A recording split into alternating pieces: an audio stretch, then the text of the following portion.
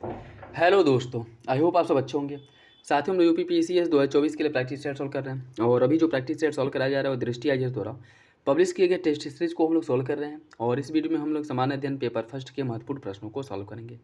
तो यदि आप लोग चैनल पर नए हैं तो सब्सक्राइब कर लीजिए और बेल आइकन को प्रेस कर लीजिए, जिससे वीडियो के महत्वपूर्ण नोटिफिकेशन आप लोगों को मिलते रहें। वीडियो अगर अच्छा लगे तो लाइक ज़रूर कर दिया करें, अपने दोस्तों साथियों के साथ वीडियो जरूर शेयर कर दें और उसके साथ साथ किसी भी क्वेश्चंस को लेकर के कोई डाउट हो, कन्फ्यूजन हो, कमेंट बॉक्स में कमेंट करके पूछ सकते हैं और अपना फीडबैक जो है कमेंट बॉक्स में ज़रूर दिया करें और कोशिश करिएगा कि मेरे आंसर बताने से पहले आप लोग आंसर बताएं और पूरे प्रैक्टिस सेट्स को अटेम्प्ट करिए। देखिए आप लोगों के कितने क्वेश्चन सही हो रहे हैं और समय अब उतना ज़्यादा नहीं, अब धीरे धीरे समय कम ही हो रहा है, तो उतना ज़्यादा नहीं है कि इन सब चीज़ों को नज़रअंदाज किया जाए। और लास्ट मोमेंट इस समय यही है कि जो सब्जेक्ट आप लोगों के ज़्यादा कमज़ोर हैं या फिर से जो टॉपिक्स से ज़्यादा क्वेश्चंस गलत हो रहे हैं, आप ज़्यादा क्वेश्चंस नहीं कर पा रहे हैं, उस पर ज़्यादा फोकस करिए। और इससे यह देखने के लिए यही मात्र उपाय है कि मतलब कौन सा सेक्शन आप लोगों का सबसे बढ़िया है, कौन सा सेक्शन, कौन सा टॉपिक आप लोगों का ठीक है और किसमें जो है आपको ध्यान देने की ज़रूरत है। आप लोग प्रैक्टिस सेट सॉल्व करिए और उसमें देखिए कि एनालिसिस करिए उसे कि कौन से सेक्शन से आप लोगों के ज़्यादा क्वेश्चंस गलत हो रहे हैं। ठीक है, तो चलिए इसी के साथ बाकी और कोई हेल्प चाहिए हो कमेंट बॉक्स में कमेंट करके बता सकते हैं। उसके साथ साथ पीडीएफ आप लोगों को टेलीग्राम चैनल पे प्रोवाइड करा दिया जाएगा। लिस्टिंग वाले जो पीडीएफ हैं वो हो सकता है कि आज या कल में वो सारे आप पीडीएफ आपको प्रोवाइड करा दिए जाएंगे। ठीक है, तो वो भी आप लोग देख सकते हैं। उसके साथ साथ जो प्रैक्टिस सेट के पीडीएफ है वो भी कोशिश किया जाएगा कि प्रैक्टिस सेट के पीडीएफ भी आप लोगों को प्रोवाइड करा दिया जाए। ठीक है, तो चलिए इसी के साथ वीडियो की शुरुआत करते हैं। क्वेश्चन नंबर फर्स्ट देखिए, निम्नलिखित में से किस संवैधानिक संशोधन अधिनियम द्वारा राज्य लोक सेवा आयोग के सदस्यों की सेवानिवृत्ति की आयु 60 से बढ़ा करके 62 कर दी गई है? 40, 41, 42 या फिर 43? किस संविधान संशोधन द्वारा यह प्रावधान किया गया था? इसका सही आंसर हो जाएगा ऑप्शन बी, 41वां संविधान संशोधन द्वारा जो लोक सेवा आयोग के सदस्यों की उम्र 60 वर्ष थी इसको बढ़ा करके 62 वर्ष कर दिया गया था। ठीक है, बाकी अगर हम 40वां संविधान संशोधन अधिनियम की बात करें, इसके द्वारा ईईजेड का प्रावधान किया, जो एक्सक्लूसिव इकोनॉमिक्स जोन है इसका निर्धारण किया गया कि भारतीय क्षेत्र का जो एक्सक्लूसिव इकोनॉमिक्स जोन है वह कहाँ तक होगा। ठीक, 42वां संविधान संशोधन जिसके द्वारा समाजवादी, पंथ निरपेक्ष और अखंडता शब्दों को जोड़ा गया था संविधान में। ठीक है, और 43वां संविधान संशोधन द्वारा जो है इसके द्वारा प्रावधान किया गया था कि उच्च न्यायालय और सर्वोच्च न्यायालय और उच्च न्यायालय के क्षेत्राधिकार के तहत जो उनका न्यायिक समीक्षा का जो रीट जारी करने का क्षेत्राधिकार है इसको कम करते हुए इसमें कानून बनाने की, जो संसद की राष्ट्र विरोधी गतिविधि से निपटने के लिए कानून बनाने की जो विशेष शक्ति है उसे वंचित कर दिया गया था। ठीक है, तो ये प्रावधान किए गए थे, याद रखिएगा। और बेसिकली इसका जो सही आंसर वो हो जाएगा ऑप्शन बी, 1976।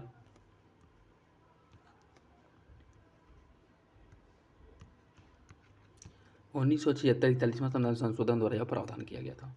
निम्नलिखित विषयों में से कौन सा विषय भारतीय संविधान की समवर्ती सूची के अंतर्गत उल्लिखित है? दिवाला और शोधन क्षमता अक्षमता कोड, पशुओं के प्रति क्रूरता का निवारण, औषधि और विष, कृषि स्रोतों से आय पर कर। कौन सा विकल्प इसका सही है? इसका जो सही आंसर है वो हो जाएगा ऑप्शन सी। देखिए, दिवाला और शोधन अक्षमता कोड, पशुओं के प्रति क्रूरता का निवारण, औषधि और विष, यह तीनों जो है समवर्ती सूची के विषय हैं जिस पर केंद्र और राज्य दोनों के द्वारा कानून बनाया जा सकता है। ठीक है, केंद्र और राज्य दोनों के द्वारा कानून बनाया जा सकता है। जबकि कृषि स्रोतों पर जो आय है यह राज्य का जो समवर्ती सूची नहीं बल्कि राज्य सूची के अंतर्गत आता है। ठीक है, यह आता है राज्य सूची के अंतर्गत। तो इसका सही आंसर हो जाएगा ऑप्शन सी, 1, 2 और 3। निम्नलिखित में से कौन सा विशेष प्रावधान वाले राज्य भारतीय संविधान का अनुच्छेद सही सुमिलित नहीं है? नागालैंड 371 बी, मणिपुर 371 सी, आंध्र प्रदेश 371 डी और अरुणाचल प्रदेश 371 एच। आपको बताना है कौन सा विकल्प गलत है। देखिए, इसका जो सही आंसर है वो हो जाएगा ऑप्शन है नागालैंड 371 बी नहीं, 371 ए है। ठीक है, 371 ए में इसका प्रावधान किया गया है। 371 की अगर हम बात करें तो इसमें जो है इसमें महाराष्ट्र और गुजरात का उल्लेख किया गया। ठीक है, महाराष्ट्र और गुजरात का। 371 में नागालैंड। ठीक, 371 बी की बात करें इसमें जो है असम का उल्लेख किया गया है। 371 बी में 371 बी में असम का उल्लेख किया गया है। 371 जो सी है इसमें मणिपुर का उल्लेख किया गया है। 371 डी में आंध्र प्रदेश, ई में तेलंगाना, का उल्लेख किया गया है। ठीक है, एफ की अगर हम बात करें एफ में सिक्किम का उल्लेख किया गया है। एफ में सिक्किम का उल्लेख किया गया है। एफ में सिक्किम का उल्लेख किया गया है, जी में मिजोरम का उल्लेख किया गया है, एच में अरुणाचल प्रदेश, आई में गोवा और जे में कर्नाटका। ठीक, तो ये सभी याद रखिएगा, इंपॉर्टेंट है। इससे एक क्वेश्चन जो है आपको देखने को जरूर मिलता है। जैसे अगर प्रीवियस क्वेश्चन पेपर उठा करके देखेंगे तो इन जो मेजर मतलब इनको जो स्पेशल स्टेटस दिया गया है, इससे एक क्वेश्चन जो है हर साल पूछा गया है। तो इसका सही आंसर ऑप्शन ए हो जाएगा। नागालैंड को जो स्पेशल कैटेगरी या स्पेशल स्टेटस का जो दर्जा दिया गया 371 के तहत दिया गया। ठीक है, ऑप्शन ए सही हो जाएगा। निम्नलिखित कथनों में से कौन सा चार्टर अधिनियम 1833 के संदर्भ में सही है? इसने बंबई और मद्रास के गवर्नरों की विधायी शक्ति समाप्त कर दी। इसने एक वाणिज्यिक संस्था के रूप में ईस्ट इंडिया कंपनी की गतिविधियों को समाप्त कर दिया। कौन सा विकल्प इसका सही है? इसका जो सही आंसर है वो हो जाएगा ऑप्शन बी, दोनों विकल्प सही हो जाएगा। 1833 के चार्टर एक्ट के बारे में दोनों विकल्प आपका सही हो जाएगा। ठीक है, तो इसका सही आंसर है ऑप्शन बी। भारतीय राष्ट्रीय कांग्रेस, इंडियन नेशनल कांग्रेस ने भारत के संविधान को तैयार करने के लिए औपचारिक रूप से संविधान सभा के गठन का आह्वान कब किया था? 1934, 1935, 1938 या फिर 1940? इसका सही आंसर हो जाएगा ऑप्शन बी, 1935 में।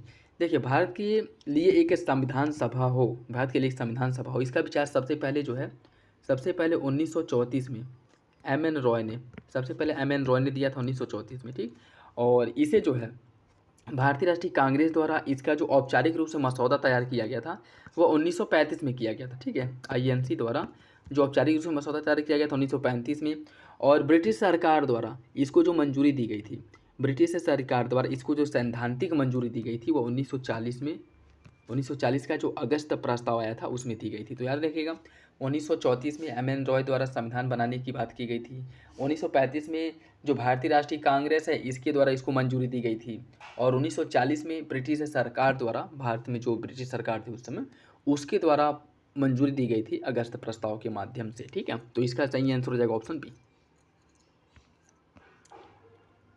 नेक्स्ट देखिए, इसमें सूची फर्स्ट को सूची सेकंड से सुनित करना। भारतीय संविधान की कुछ विशेषताएं दी गई हैं और किस देश से लिया गया है उससे आपको सम्मिलित करना है।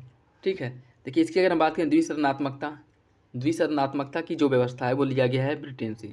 राज्य की नीति निदेशकता तो आयरलैंड से लिया गया है। मौलिक कर्तव्यों की बात करें, मौलिक कर्तव्य लिया गया है रूस से, और संविधान में संशोधन लिया गया है साउथ अफ्रीका से। ठीक है, इसका जो सही आंसर है वो हो जाएगा आपका ऑप्शन 1, 2, 4, 3 ऑप्शन डी हो जाएगा।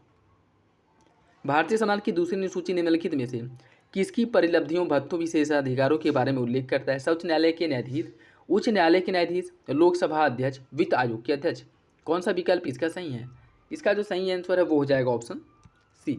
इसमें सुप्रीम कोर्ट के न्यायाधीश, हाई कोर्ट के न्यायाधीश, लोकसभा में अध्यक्ष और उपाध्यक्ष के जो वेतन, जो भत्ते हैं, परिलब्धियां हैं, उनका उल्लेख किया गया है। ऑप्शन सी हो जाएगा। ठीक है, तो सेकेंड अनुसूची जो है इसमें किसके किसके परिलब्धियों और भत्तों का उल्लेख किया गया है? भारत का राष्ट्रपति हो गया, उपराष्ट्रपति हो गया, राज्यपाल हो गया। ठीक है, उसके साथ साथ लोकसभा के अध्यक्ष उपाध्यक्ष हो गए, राज्यसभा के सभापति उपसभापति हो गए, और राज्यों में विधानसभा के अध्यक्ष उपाध्यक्ष, राज्य में विधान परिषद के सभापति उपसभापति, और उसके साथ साथ सर्वोच्च न्यायालय उच्च न्यायालय के न्यायाधीश हो गए, भारत के नियंत्रणक एवं महालेखा परीक्षक। इन सभी के परिलब्धियों और भत्तों का उल्लेख दूसरी अनुसूची में किया गया है। ठीक है, नेक्स्ट देखिए, भारतीय संविधान की निम्नलिखित अनुसूचियों में से कौन सा नगरपालिका की शक्ति अधिकार का जिम्मेदारियों से संबंधित है? नगरपालिका की शक्ति, उनके अधिकार, उनकी जिम्मेदारियों का उल्लेख किस अनुसूची में कहा किया गया है, ये आपको बताना है। 11वीं, 12वीं, 7वीं या फिर 9वीं? इसका सही आंसर हो जाएगा ऑप्शन बी, 12वीं अनुसूची में। 12वीं अनुसूची जो है नगरपालिका से संबंधित है, जिसमें नगरपालिका के अंतर्गत जो है 18 विषय पर कानून बनाने का अधिकार जो है नगरपालिका को दिया गया है, जिसे संवैधानिक मंजूरी 74वां संविधान संशोधन 1992 द्वारा दिया गया था।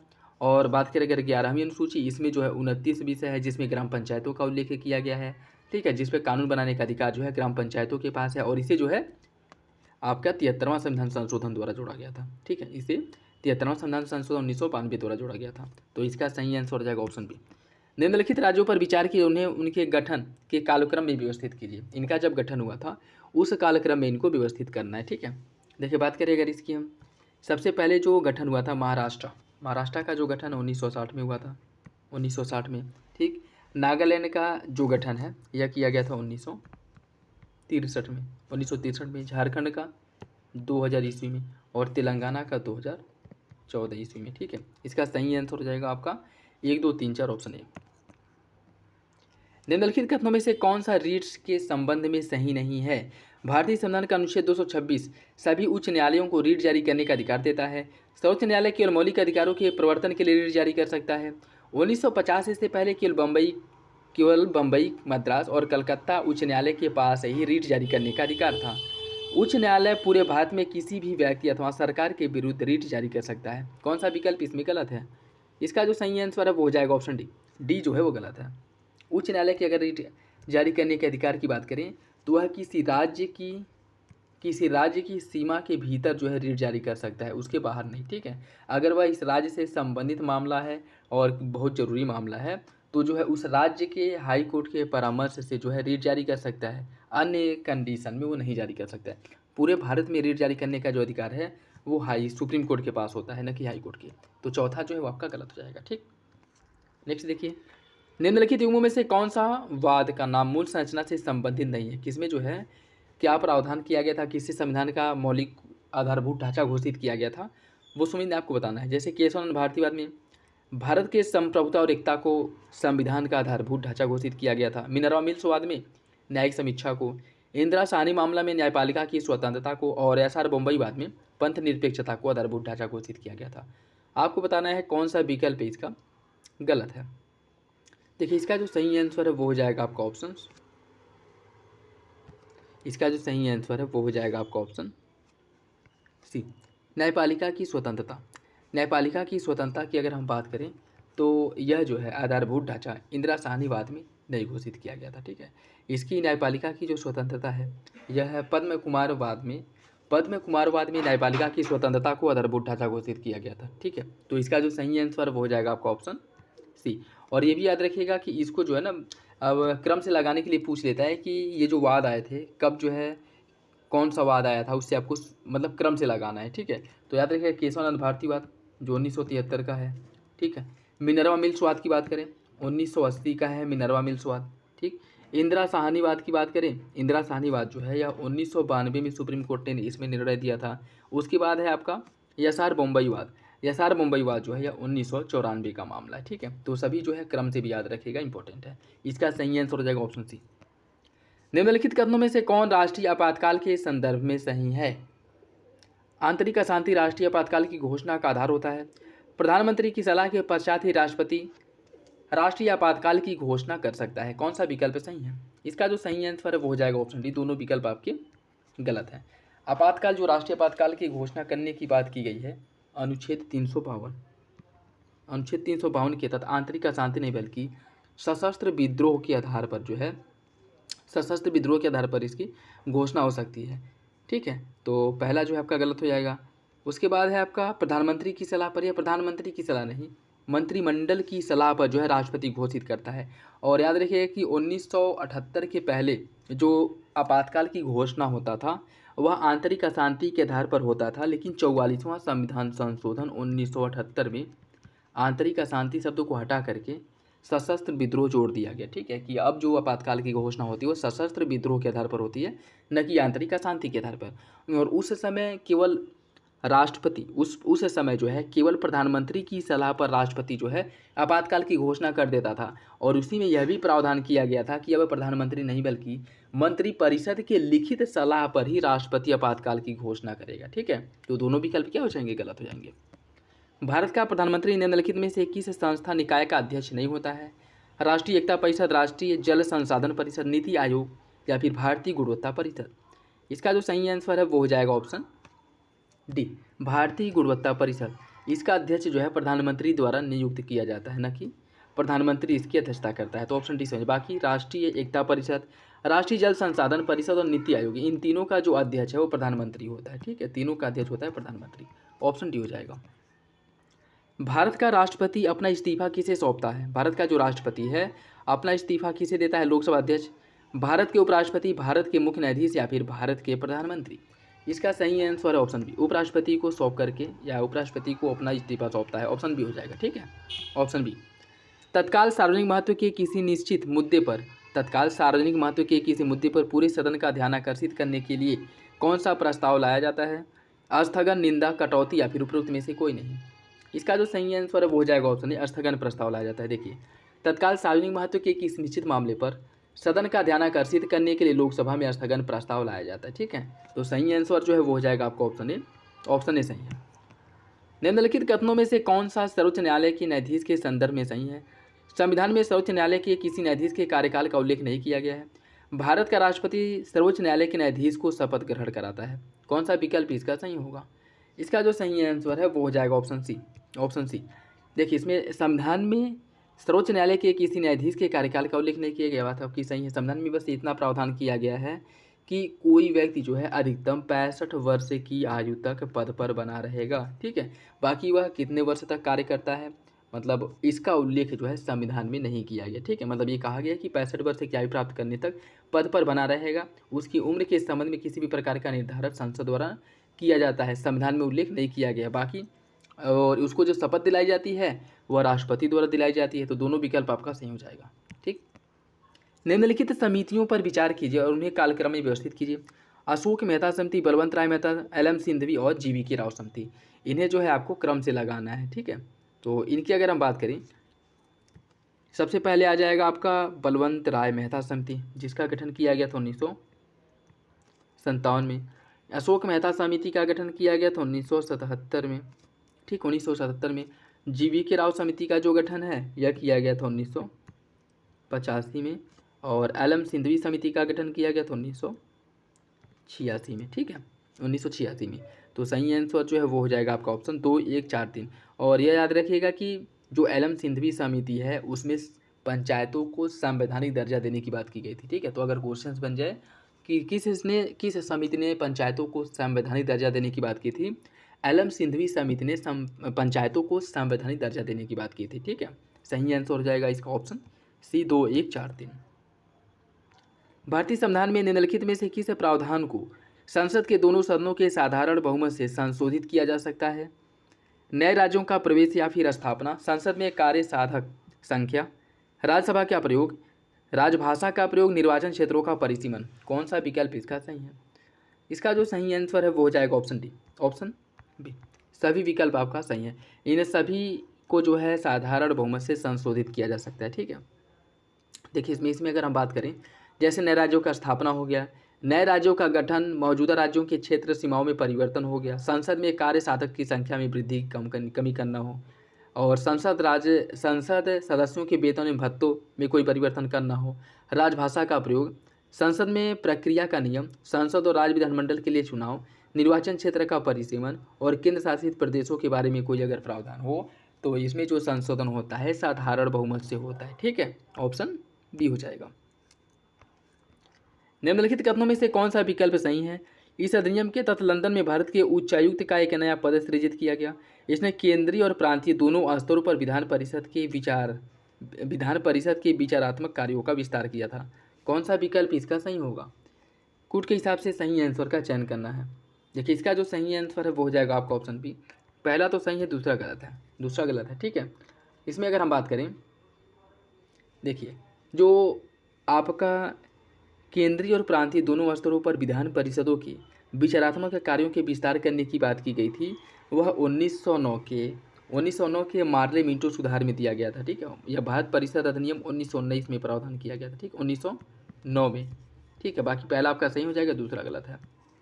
ठीक है, ऑप्शन बी हो जाएगा। निम्नलिखित अनुच्छेदों में से कौन सा लोक सेवा आयोग के सदस्यों के निलंबन से संबंधित है? अनुच्छेद 317, 318, 319 या फिर 320। इसका जो सही आंसर है वो हो जाएगा ऑप्शन ए, अनुच्छेद 317। ऑप्शन ए सही है। निम्नलिखित कथनों में से कौन सा स्टॉकहोम अभिसमय के संदर्भ में सही है?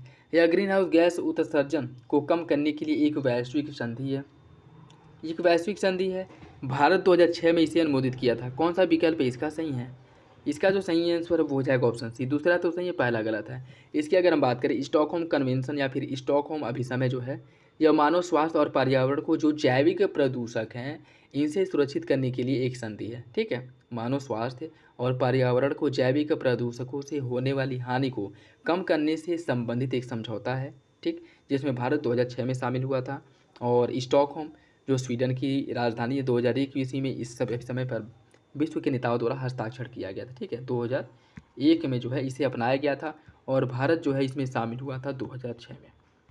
ठीक है, ऑप्शन सी हो जाएगा। निम्नलिखित में से कौन सा ई अपशिष्ट प्रदूषक स्रोत सही सुमेलित नहीं है? लेड, ग्लास पैनल, लेड जो प्रदूषण होता है शीशा ग्लास पैनल से, कैडमियम इंफ्रारेड डिटेक्टर से, पारा थर्मोस्टेट से और बेरियम मदरबोर्ड से। कौन सा विकल्प इसका गलत है? इसका जो सही आंसर है वो हो जाएगा आपका ऑप्शन, इसका जो सही आंसर है वो हो जाएगा ऑप्शन डी, मदरबोर्ड या बेरियम। मदरबोर्ड के कारण बेरियम प्रदूषण नहीं होता है। ठीक है, इसका सही आंसर ऑप्शन डी हो जाएगा। बाकी अन्य तीनों विकल्प आपके सही हैं, अन्य तीनों विकल्प जो है वो सही हैं। निम्नलिखित गैसीय प्रदूषकों में से कौन सा क्षोभमंडल में पाया जाता है? ओजोन, हाइड्रोकार्बन, सल्फर की ऑक्साइड, हाइड्रोजन की ऑक्साइड। कौन सा विकल्प इसका सही है? इसका जो सही आंसर है वो हो जाएगा आपका ऑप्शन डी, सभी विकल्प आपके सही हैं। क्षोभमंडल की अगर हम बात करें, क्षोभमंडल में मुख्य रूप से सल्फर, नाइट्रोजन और कार्बन के ऑक्साइड हो गए, हाइड्रोजन के सल्फाइड, हाइड्रोकार्बन्स हो गए, ओजोन हो गए, अन्य जो ऑक्सीडेंट होते हैं ये सभी जो है क्षोभमंडल में पाए जाते हैं। इनके साथ साथ कणिकीय रूप में इसमें धूल हो गए, ध्रुव, कोहरा और ये सब भी मुख्य रूप से देखने को मिलता है। तो ये सभी जो ऑक्साइड्स वगैरह हैं, गैसीय प्रदूषक हैं, ये सभी क्षोभमंडल में पाए जाते हैं। ठीक है, ऑप्शन डी हो जाएगी। देखिए जो ओजोन परत है, ओजोन, ये क्षोभमंडल में जो ओजोन पाया जाता है वो मानव स्वास्थ्य के लिए हानिकारक होता है। ठीक है, और आयनमंडल में जो ओजोन पाया जाता है, ठीक है, समताप मंडल में जो ओजोन पाया जाता है वो मानव स्वास्थ्य के लिए लाभदायक होता है, जो परावैंगनी विकिरण को पृथ्वी पर आने से रोकता है। ठीक है, तो इसका सही आंसर ऑप्शन डी हो जाएगा। चारों विकल्प आपके सही हैं। राज्य और पवित्र उपवन के संदर्भ में कौन सा विकल्प जो है सही है, ये आपको बताना है, मतलब इन्हें सुमेलित करना है। ठीक है, गोवा में क्या है? गोवा में जो पवित्र उपवन है उसे किस नाम से जाना जाता है? देखिए गोवा में जो पवित्र उपवन है उसे देवराई और पन्ना के नाम से जाना जाता है, देवराई और पन्ना के नाम से जाना जाता है। ठीक है, देवराई और पन्ना के नाम से। झारखंड में जो पवित्र उपवन है, झारखंड में जो पवित्र उपवन है उसे सरना के नाम से जाना जाता है। केरल में जो पवित्र उपवन है उसे काबू सारा काबू के नाम से जाना जाता है। और महाराष्ट्र में जो पवित्र उपवन है उसे देवगुड़ी, देवराय, देवराहटी नामों से जाना जाता है। ठीक है, सही आंसर जो है इसका वो हो जाएगा आपका 2, 1, 4, 3 ऑप्शन डी। ठीक, निम्नलिखित में से कौन सा विकल्प सही है? यह जैव विविधता संरक्षण और सतत विकास के लिए वन्यजीवों के व्यापार की निगरानी करता है। इसका मुख्यालय यूनाइटेड किंगडम में है। कौन सा विकल्प इसका सही होगा? इसका जो सही आंसर है वो हो जाएगा ऑप्शन ए। दोनों विकल्प आपका सही है, दोनों विकल्प सही हैं। ठीक है, इसका मुख्यालय जो है यूनाइटेड किंगडम में है और ट्रैफिक का जो स्थापना किया गया था वह WWF और IUCN द्वारा संयुक्त रूप से मिल करके ट्रैफिक का स्थापना किया गया था। ठीक है, तो दोनों विकल्प आपका सही है, याद रखिएगा। और यह मुख्य रूप से वन्यजीवों के व्यापार की निगरानी करता है। ठीक है, जैव विविधता संरक्षण और सतत व्यापार विकास वन्यजीवों की निगरानी के लिए, मतलब जैसे कि वन्यजीवों का जो व्यापार है एक देश से दूसरे देश में भेजा जाता है, वह उनके अस्तित्व के लिए कोई खतरा उत्पन्न ना करे। ठीक है, और उसके साथ साथ वह अन्य जीवों के लिए ज़्यादा खतरा उत्पन्न ना हो, तो इन सब का जो ध्यान रखता है वो ट्रैफिक रखता है। ठीक है, जो मतलब कह सकते हैं जो गैर कानूनी रूप से वन्य जीवों का जो व्यापार किया जाता है। ठीक है, जैसे हम देखेंगे कि एयरपोर्ट पे जो है इतने पैंगोलिन ने पकड़ा गया जो यहाँ से वहाँ जा रहा था, इतने तोते पकड़े गए, तो इन सब का जो वो करता है ना, निगरानी से रखता है, वो ट्रैफिक द्वारा ही रखा जाता है। ठीक है, तो दोनों विकल्प आपके सही हो जाएंगे। निम्नलिखित में से किस अधिनियम के तहत केंद्रीय प्रदूषण नियंत्रण बोर्ड का गठन किया गया था? किस अधिनियम द्वारा केंद्रीय प्रदूषण नियंत्रण बोर्ड का गठन किया गया था, ये आपको बताना है। देखिए इसकी अगर हम बात करें, जल प्रदूषण रोकथाम और नियंत्रण अधिनियम 1974 के तहत इसका गठन किया गया था केंद्रीय प्रदूषण नियंत्रण बोर्ड का। लेकिन यह जो अपनी शक्ति प्राप्त करती है, यह किससे प्राप्त करती है? यह अपनी शक्ति और कार्य जो प्राप्त करती है वह वायु प्रदूषण रोकथाम और नियंत्रण अधिनियम 1981 के तहत। ठीक है, तो इसको जो शक्ति मिलती है वह वायु प्रदूषण रोकथाम नियंत्रण अधिनियम 1981 के तहत, और जो गठन किया गया था वह जल प्रदूषण रोकथाम और नियंत्रण अधिनियम 1974 के तहत किया गया था। ऑप्शन इसका सही हो जाएगा। निम्नलिखित कथनों में से कौन हिमालयी यौक के संदर्भ में सही है? भारतीय खाद्य सुरक्षा और मानक प्राधिकरण फसाई द्वारा इसे खाद्य उत्पाद पशु के रूप में अनुमोदित किया गया है, और यौक बोवाइन आदिम प्रजाति के पशुओं से संबंधित है। कौन सा विकल्प इसका सही होगा? इसका सही आंसर हो जाएगा ऑप्शन ए। दोनों विकल्प आपका सही है, दोनों विकल्प सही है। नेक्स्ट देखिए, इसमें सूची फर्स्ट को सूची सेकेंड से सम्मिलित करना है। माउंट किनाबालू, माउंट किनाबालू कहाँ पे है? माउंट किनाबालू है मलेशिया में। उसके बाद आपका एलब्रूज, एलब्रूज है ईरान में, एलब्रूज ईरान में है। एकांकागुआ जो है या अर्जेंटीना में है और किलिमंजारो है तंजानिया में। इसका जो सही आंसर है वो हो जाएगा ऑप्शन ए। 2-4-1-3 2-4-1-3 ऑप्शन ए हो जाएगा। ठीक, निम्नलिखित उमों में से कौन कोयला क्षेत्र भारतीय राज्य सही सुमिलित नहीं है? रंजीत घाटी है सिक्किम में, ललमटिया है झारखंड में, करणपुर है तेलंगाना में और रामपुर हिमगिरी है उड़ीसा में। कौन सा विकल्प गलत है? इसका जो सही आंसर है वो हो जाएगा ऑप्शन सी करणपुर। करणपुर या तेलंगाना में नहीं है, करणपुर की अगर हम बात करें, करणपुर जो है झारखंड में है। कहाँ पे है? झारखंड में। ठीक है, तो सी गलत हो जाएगा। बाकी रंजीत घाटी सिक्किम में है, झिलमिली छत्तीसगढ़ में है, ठीक है, और करणपुर झारखंड में है, रामपुर हिमगिरी उड़ीसा में, सुहागपुर है मध्य प्रदेश में, रंगीत घाटी है सिक्किम में, तंदूर तेलंगाना में है, बरोरा महाराष्ट्र में है और ललमटिया झारखंड में है। ये सभी महत्वपूर्ण कोयला क्षेत्र हैं। ठीक है, तो याद रखिएगा, इंपॉर्टेंट है, इससे क्वेश्चन बनते हैं। निम्नलिखित में से कौन सा लक्षद्वीप के संदर्भ में सही है? लक्षद्वीप में उपस्थित सभी द्वीप प्रवाल से बने हुए हैं। अमीन द्वीपी इसका सबसे दक्षिणी द्वीप है। कौन सा विकल्प इसका सही होगा? इसका जो सही आंसर है वो हो जाएगा ऑप्शन सी। दोनों विकल्प सही हैं, ऑप्शन सी हो जाएगा। निम्नलिखित में से कौन भारतीय मरुस्थल के संदर्भ में सही है? यह अरावली श्रेणी के पश्चिमी छोर पर स्थित है। इसका जो क्षेत्र है यह वहाँ पर 150 मिमी से भी कम वर्षा होती है और लूनी इस क्षेत्र की एकमात्र सबसे लंबी नदी है। कौन सा विकल्प इसका सही है? इसका जो सही आंसर है वो हो जाएगा ऑप्शन डी। सभी विकल्प आपका सही है। जो भारतीय मरुस्थल है वह जो अरावली क्षेत्र है उसके पश्चिम में इसका विस्तार पाया जाता है और इस क्षेत्र में वर्षा 150 मिमी से भी कम होती है और लूनी जो है वह इस क्षेत्र की एकमात्र लंबी नदी है। ऑप्शन डी हो जाएगा। सोन नदी निम्नलिखित में से किस राज्य से होकर के नहीं बहती है? सोन नदी किस राज्य से होकर के नहीं बहती है? छत्तीसगढ़, मध्य प्रदेश, बिहार या फिर झारखंड। इसका जो सही आंसर वो हो जाएगा ऑप्शन बी, ऑप्शन डी। जो लूनी नदी है, सोन नदी है वह झारखंड से होकर के नहीं प्रवाहित होती है। सोन नदी की अगर हम बात करें यह 4 राज्यों से प्रवाहित होती है, छत्तीसगढ़, मध्य प्रदेश, उत्तर प्रदेश और बिहार। छत्तीसगढ़, मध्य प्रदेश, उत्तर प्रदेश और बिहार से होकर के यह प्रवाहित होती है और इसकी जो महत्वपूर्ण सहायक नदियां हैं, जोहिला, छोटी महानदी, बनास, गोपद, रिहंद, कनहर, उत्तरी कोयल जो है इसकी सहायक नदियां हैं। ठीक है, और इसकी जो उत्पत्ति है अमरकंटक पहाड़ी के पास से इसका उद्गम होता है, जो आपके छत्तीसगढ़ के गौरेला पेड़रा मारवाड़ी जिले में स्थित है। ठीक है, छत्तीसगढ़ के गौरेला पेड़रा मारवाड़ी जिले में स्थित अमरकंटक की पहाड़ी जहाँ से इसका उद्गम होता है और यह एक 12मासी नदी है। ये भी याद रखिएगा, सोन नदी जो है यह 12मासी नदी है, मतलब हमेशा जो है इसमें जल देखने को मिलता है। ऑप्शन डी हो जाएगा। नेक्स्ट देखिए, इसमें सूची फर्स्ट को सूची सेकेंड से सम्मिलित करना है। कुछ झील दिए गए हैं और राज्य दिया गया है। कौन सा झील किस राज्य में है उसे आपको सम्मिलित करना है। बात करें बेम्बानट झील, बेम्बानट झील है केरल में, चिल्का झील उड़ीसा में, शिव सागर जो है, शिव सागर ये आपके महाराष्ट्र में है, इंदिरा सागर है मध्य प्रदेश में। ठीक है, इंदिरा सागर मध्य प्रदेश में है और शिव सागर महाराष्ट्र में है। सही आंसर हो जाएगा 2, 1, 4, 3 ऑप्शन ए। ठीक, ऑप्शन ए। अन्य देख लीजिए, जैसे फूलर झील है जम्मू कश्मीर में, लोकटक है मणिपुर में, नागार्जुन सागर है तेलंगाना, सरदार सरोवर गुजरात, पुलिकट आंध्र प्रदेश, पैंगोंग सो लद्दाख में है। ठीक है, इसका सही आंसर ऑप्शन ए हो जाएगा। निम्नलिखित नदियों में से कौन सी गंगा नदी के बाईं ओर की सहायक नदी है? गंडक, गोमती, सोन या फिर घाघरा। इसका जो सही आंसर है वो हो जाएगा ऑप्शन सी। सोन नदी जो है गंगा में बाईं तरफ से मिलती है। गंगा में बाईं तरफ से मिलने वाली नदी सोन नदी है। इसकी अगर हम बात करें, गंगा जो इधर से आती है, इसमें सोन नदी जो है इधर से मिलती है। ठीक है, बाकी यमुना भी जो है इसकी बाईं तरफ की सहायक नदी है। उसके साथ साथ यह गंडक हो गया, गोमती हो गया, घाघरा हो गया, कोसी हो गया, ये सभी जो है इसकी पश्चिम की सहायक नदियाँ हैं। ठीक है, पश्चिम की, बाईं मतलब दाईं ओर की सहायक नदियाँ हैं। बाकी सोन जो है यह बाईं ओर की सहायक नदी है। सही आंसर हो जाएगा ऑप्शन सी। निम्नलिखित कथनों में से कौन जीडीपी अवस्फीति के संदर्भ में सही है? यह वस्तुओं और सेवाओं की एक निश्चित टोकरी पर आधारित होता है। इसका उपयोग मुद्रास्फीति के मापन के रूप में किया जाता है। कौन सा विकल्प इसका सही होगा? इसका जो सही आंसर है वो हो जाएगा ऑप्शन ए। दूसरा सही है, पहला गलत है। यह वस्तुओं और सेवाओं की एक निश्चित टोकरी पर आधारित होता है। इसकी अगर हम बात करें, वस्तुओं और सेवाओं की एक निश्चित टोकरी पर आधारित नहीं होता है। इसमें विभिन्न सेवाओं सहित पूरी अर्थव्यवस्था जो है उसको इंडिकेशन के रूप में शामिल किया जाता है। ठीक है, तो यह जो है कोई निश्चित टोकरी नहीं होती है।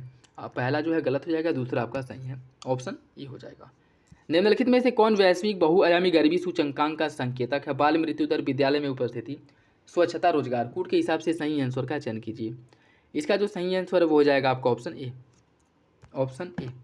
इसमें जो है बाल मृत्यु दर, विद्यालय में उपस्थिति और स्वच्छता, इन सभी जो है बहुआयामी गरीबी सूचकांक में इन सभी संकेतकों का उपयोग किया जाता है। ठीक है, इन सभी संकेतकों का उपयोग होता है। ऑप्शन बी हो जाएगा। ठीक है, ऑप्शन बी। राष्ट्रीय सांख्यिकी आयोग की स्थापना किसकी सिफारिश पर की गई थी? रंगराजन समिति, सरकारी आयोग, राजा चिलैया या फिर पी के मोहंती? इसका सही आंसर क्या होगा? इसका जो सही आंसर है वो हो जाएगा ऑप्शन ए। रंगराजन आयोग की सिफारिश पर, रंगराजन आयोग की सिफारिश पर राष्ट्रीय सांख्यिकी आयोग का जो गठन किया गया था NSC का 2005 में किया गया था। ठीक है, याद रखिएगा, ऑप्शन ए हो जाएगा। नेक्स्ट देखिए, इसमें सूची फर्स्ट को सूची सेकंड से सुनित करना। कुछ SDG गोल दिए गए हैं और किसमें किसका प्रावधान किया गया है उससे आपको सम्मिलित करना है। ठीक है, देखिए बात करें अगर SDG 5 इसमें जो है लैंगिक समानता की बात की गई है। ठीक है, लैंगिक समानता की। और SDG से 6 जो है इसमें स्वच्छ जल एवं स्वच्छता की बात की गई है। ठीक है, स्वच्छ जल एवं स्वच्छता की बात की गई है SDG गोल 6 में। SDG गोल 7 में सस्ती और अच्छी ऊर्जा, एफोर्डेबल एंड क्लीन एनर्जी की बात की गई है SDG गोल 7 में। ठीक, और SDG गोल 8 जो है इसमें उपयुक्त कार्य और आर्थिक विकास अर्थात decent work and economic growth की बात की गई है। ठीक है, तो यह हो जाएगा आपका जी हो जाएगा। ठीक है, इसका जो सही आंसर है वो है, इसका जो सही आंसर है वो हो जाएगा आपका ऑप्शन बी 3 4 1 2, 3 4 1 2 ऑप्शन बी हो जाएगा। ठीक है, नेक्स्ट देखिए, 1944 में गांधीवादी योजना किसके द्वारा शुरू किया गया था? श्रीमान नारायण अग्रवाल, MN रॉय और NR सरकार या फिर घनश्याम दास बिरला? इसका सही आंसर हो जाएगा ऑप्शन ए, श्रीमान नारायण अग्रवाल द्वारा 1944 में गांधीयन योजना प्रस्तुत की गई थी।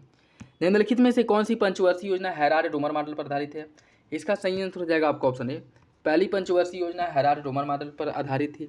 ठीक है, जो 1951 से लेकर के 1956 तक इसका समय था और यह मुख्य रूप से कृषि क्षेत्र पर विशेष रूप से बल दिया गया था। जो मुख्य फोकस था कृषि क्षेत्र पर था कि कृषि में कैसे बढ़ावा किया जाए, कृषि को कैसे और उत्पादक और उत्पादन के साथ साथ उत्पादकता कैसे बढ़ाया जाए। ठीक है, इसमें मुख्य रूप से फोकस किया गया था। ऑप्शन ए हो जाएगा इसका।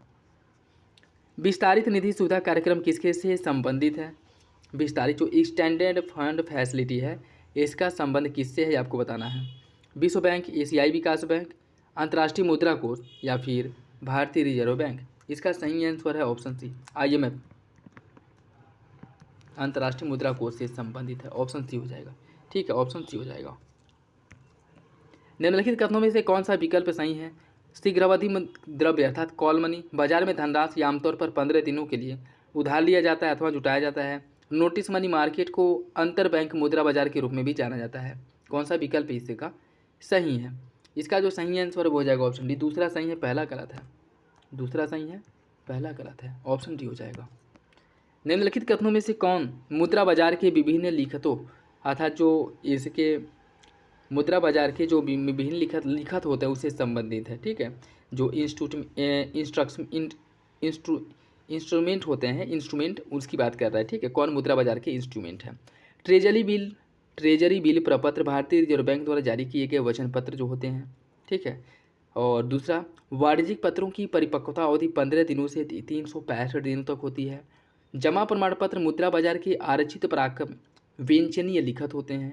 इसमें आपको बताना है कौन सा विकल्प सही है। Certificate of deposit are the unsecured negotiable money market instrument और इसमें बताना है कि कौन आपका सही होगा। ठीक है, ये इसमें से कौन जो है मुद्रा बाजार के उपकरण है।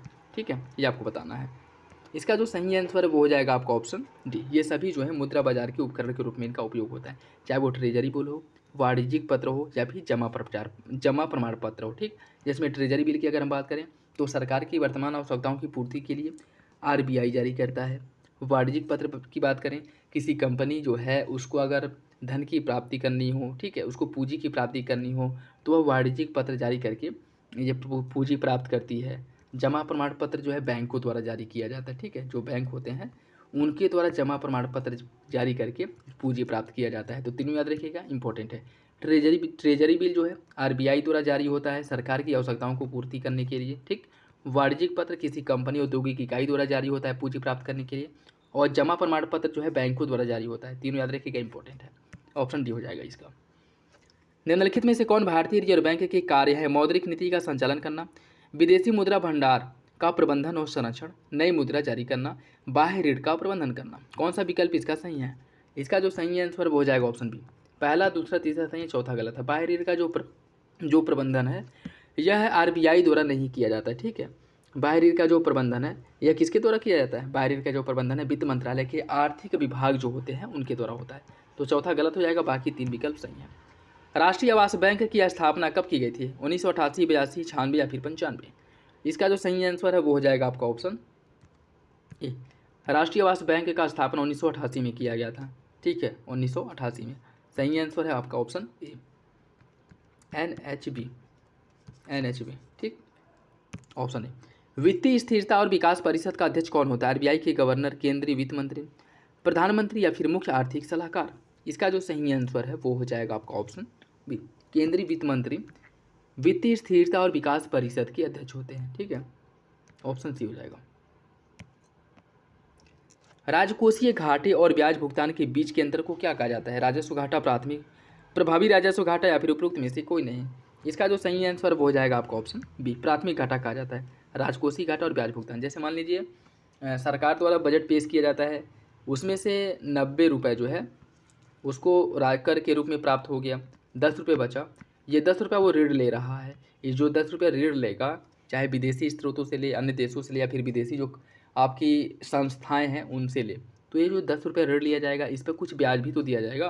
तो यह जो ब्याज देना है उस वाले हिस्से को अगर घटा करके उस वाले हिस्से को घटा करके राजकोषीय घाटे की गणना की जाए तो उसको प्राथमिक घाटा कहते हैं, ठीक। बाकी राजस्व घाटा क्या है? राजस्व घाटा कुल व्यय और कुल प्राप्ति के बीच के अंतर होता है, ठीक है। प्रभावी राजस्व घाटा क्या होता है? देखिए, मान लीजिए किसी राज्य द्वारा 100 रुपया खर्च किया गया है, ठीक है, मतलब केंद्र द्वारा जो राज्यों को अनुदान दिया जाता है उसमें 100 रुपया दिया गया है, और इसमें से 90 रुपया राज्य ने 90 रुपया जो है वह अपने उपभोग के उद्देश्य से खर्च किया, ठीक है। उपभोग के उद्देश्य से जैसे जो कर्मचारी हैं उनके वेतन, पेंशन हो गए, सब्सिडी वगैरह जो प्रोवाइड कराया जाता है, ठीक है, ऋण माफ़ी हो गया, ये सभी जो है इन पर खर्च कर दिया गया 90 रुपया। और 10 रुपये के जो खर्च किए गए हैं वह जैसे स्कूल बनवा दिया गया, ब्रिज बनवा दिया गया, हॉस्पिटल बनवा दिया गया, मतलब पूंजी निर्माण के उद्देश्य से 10 रुपया खर्च किया गया। तो जो प्रभावी राजस्व घाटे की गणना होगी वह इस 100 रुपये पे नहीं होगी, 90 रुपये पे होगी। क्यों? क्योंकि 10 रुपया जो खर्च किया गया है वह पूंजी निर्माण के उद्देश्य से खर्च किया गया, ठीक है। तो जो प्रभावी राजस्व घाटे की गणना होती है वह उपभोग के उद्देश्य से खर्च की गई जो धनराशि होती है उस पर की जाती है। पूंजी निर्माण के उद्देश्य से जो पैसे खर्च किए जाते हैं उसको जो है उस गणना से बाहर कर दिया जाता है, ठीक है। तो प्रभावी राजस्व घाटे की गणना किस पे होगी? 90 रुपये पे, इसी को कहा जाता है, ये हो जाएगा। और इसका सही आंसर क्या हो जाएगा? आपका ऑप्शन ए।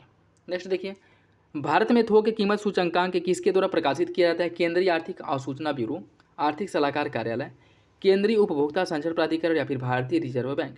इसका सही आंसर क्या होगा? इसका जो सही आंसर है वो हो जाएगा ऑप्शन बी, आर्थिक सलाहकार कार्यालय द्वारा यह जारी किया जाता है, ठीक है। देखिए, वाणिज्य मंत्रालय के अंतर्गत आर्थिक सलाहकार जो थोक मूल्य सूचकांक है WPI यह जारी करता है, ठीक है। और इसकी अगर हम बात करें, इसका जो आधार वर्ष है 2012 है, इसका आधार वर्ष 2012 है, ठीक, 11-12। और इसकी अगर हम बात करें आधार वर्ष 2011-12 है, जिसमें जो है 2017 में संशोधन किया गया था। स्टार्टिंग में जो इसका आधार वर्ष था वो 2005 था, ठीक है। सही आंसर हो जाएगा आपका ऑप्शन बी। निम्नलिखित में से कौन सा पूंजी खाते का घटक नहीं है? विदेशों से ऋण प्राप्त करना, विदेशी मुद्रा भंडार में परिवर्तन, विदेशी निवेश या फिर सेवाओं का व्यापार? इसका सही आंसर हो जाएगा ऑप्शन डी, सेवाओं का व्यापार या पूंजी खाते के घटक के अंतर्गत शामिल नहीं है, ऑप्शन डी हो जाएगा। नेक्स्ट देखिए, निम्नलिखित में से कौन सा मुद्रा और मूल्यन का प्रभाव है? आयात सस्ता हो जाना, उपभोग में विविधता, अधिक विदेशी हस्तियों के स्वामित्व की स्वतंत्रता, मांग प्रेरित मुद्रास्फीति? कौन सा विकल्प इसका सही है? इसका जो सही आंसर है वो हो जाएगा आपका ऑप्शन डी, मांग प्रेरित मुद्रास्फीति में वृद्धि होगा, ठीक है। और ऐसा क्यों होगा? मुद्रा और मूल्यन मतलब मुद्रा की वैल्यू जो है वो कम कर दिया जाए, और ऐसा कब होगा? या तो सरकार द्वारा उसको डिवैल्यूएट किया जाए, और या फिर जो मार्केट में जो है बहुत ज़्यादा करेंसी, बहुत ज़्यादा मुद्रा जो है क्या किया जाए? पंप कर दिया जाए, उससे भी मुद्रा की जो वैल्यू है वो कम हो जाएगी। तो उससे क्या होगा? मांग प्रेरित, जब लोगों के पास पैसे लोगों के हाथ में पैसे अधिक होंगे तो क्या करेंगे? वो लोग ज़्यादा लोग परचेज करेंगे, ज़्यादा शॉपिंग मार्केट वगैरह करेंगे, बाहर जो है घूमेंगे, ज़्यादा पैसे खर्च करेंगे। और जब पैसे जैसे मार्केट में सामान कम है, खरीदने वाले ज़्यादा हैं और सबको ही चाहिए है, ये सबको ही सामान चाहिए, तो क्या होगा, इससे मांग प्रेरित मुद्रास्फीति में वृद्धि होगी कि नहीं होगी। तो यह जो है मांग प्रेरित मुद्रास्फीति में वृद्धि करता है। ऑप्शन डी हो जाएगा। निम्नलिखित में से कौन सा प्रभावी विनिमय दरों के संदर्भ में सही है। सांकेतिक प्रभावी विनिमय दर किसी देश की अंतर्राष्ट्रीय प्रतिस्पर्धात्मकता का संकेतक है। अंतर्राष्ट्रीय मुद्रा कोष प्रत्येक अर्थव्यवस्था के भुगतान संतुलन का आकलन करने के लिए REER मॉडल का उपयोग करता है। कौन सा विकल्प इसका सही होगा। इसका जो सही आंसर है वो हो जाएगा आपका ऑप्शन बी। दोनों विकल्प सही हैं, दोनों विकल्प आपका सही हो जाएगा। ठीक है, ऑप्शन बी। निम्नलिखित में से कौन एशिया प्रशांत आर्थिक सहयोग का सदस्य नहीं है। ऑस्ट्रेलिया, भारत, इंडोनेशिया या फिर चाइना।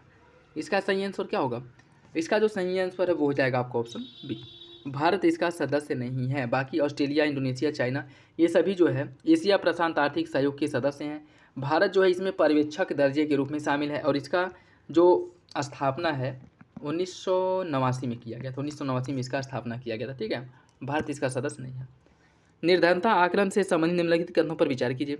लकड़वाला समिति, अलग समिति, तेंदुलकर और रंगराजन, इन्हें क्रम से आपको लगाना है। ठीक, देखिए बात करेंगे लकड़वाला समिति 1993 में इसका गठन किया गया था।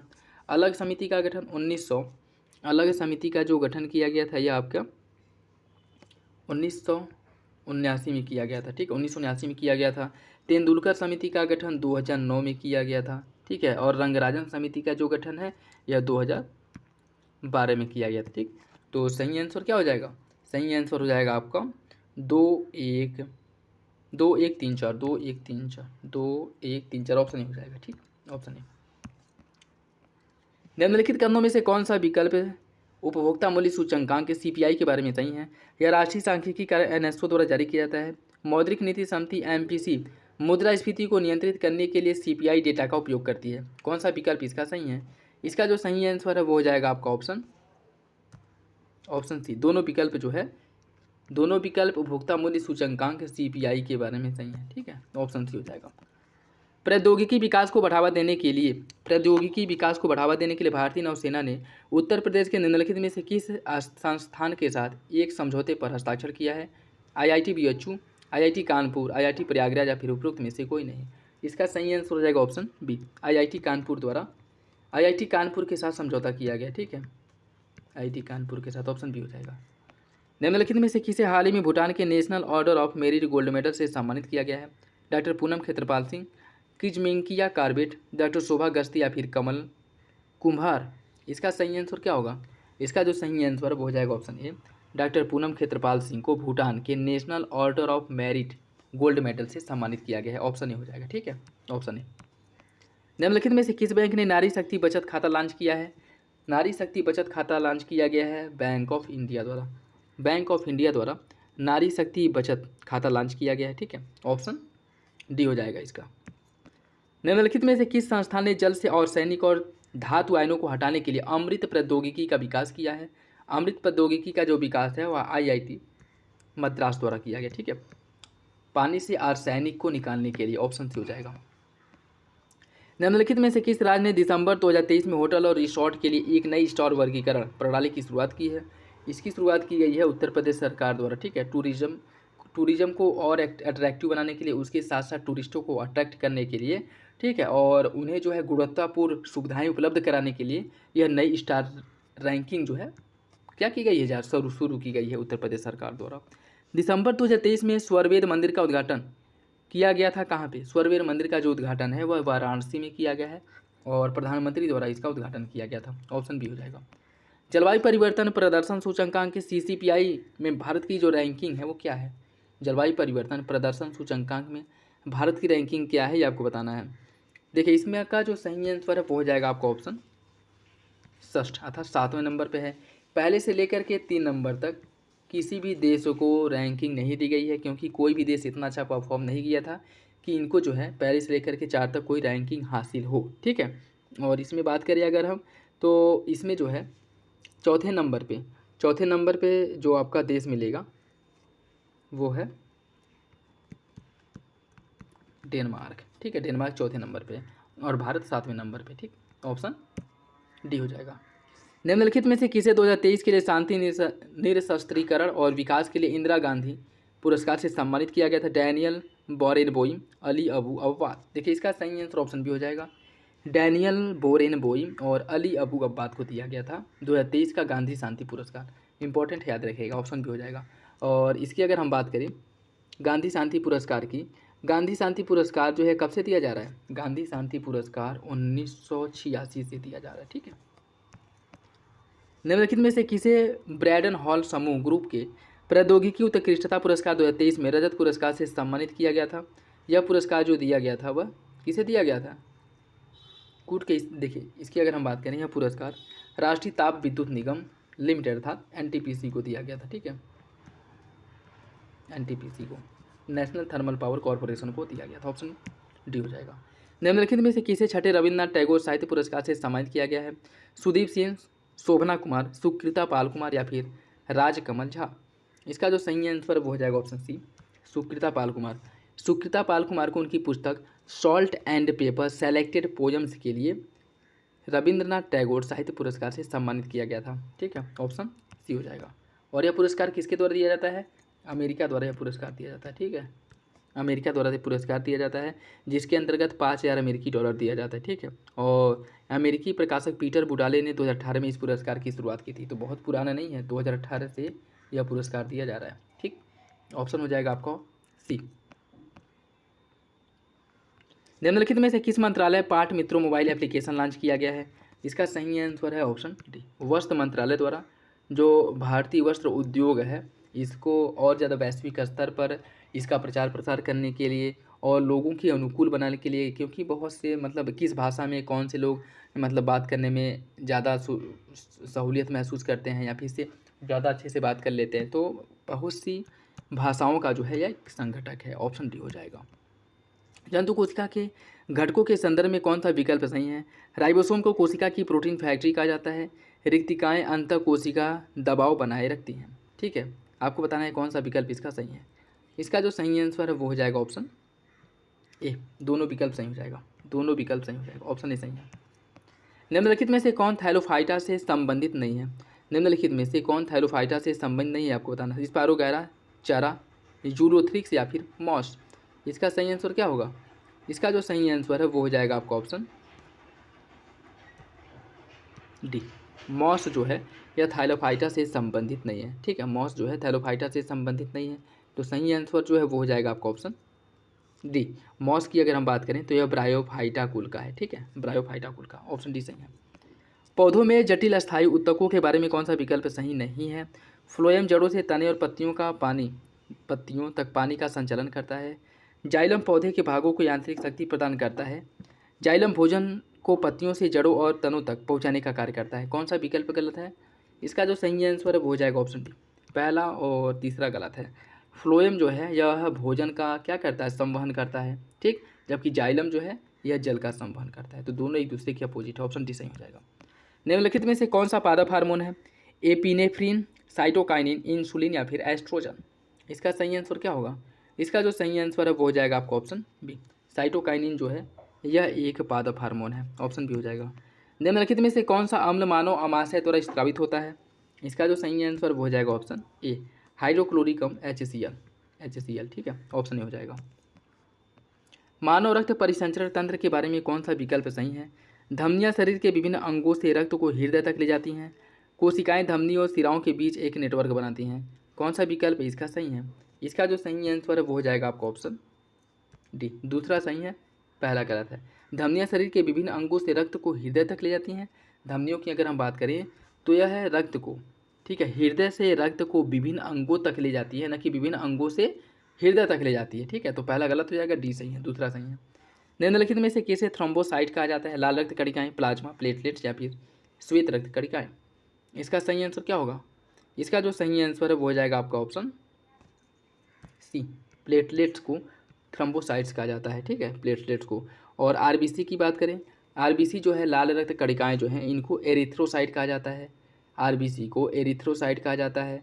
और श्वेत रक्त कणिकाएं जो डब्ल्यूबीसी है उसको ल्यूकोसाइट कहा जाता है। आरबीसी को एरिथ्रोसाइट, डब्ल्यूबीसी को ल्यूकोसाइट और प्लेटलेट्स को थ्रोम्बोसाइट्स। ठीक है, ऑप्शन सी हो जाएगा।